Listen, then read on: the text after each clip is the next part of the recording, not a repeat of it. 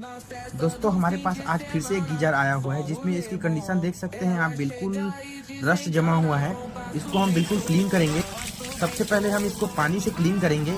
उसके बाद अच्छे से इसके अंदर को साफ करेंगे। उसके बाद हम देखते हैं इसके कॉइल को भी बिल्कुल अच्छी तरीके से क्लीन करेंगे ताकि ये दोबारा बहुत जल्द ख़राब ना हो।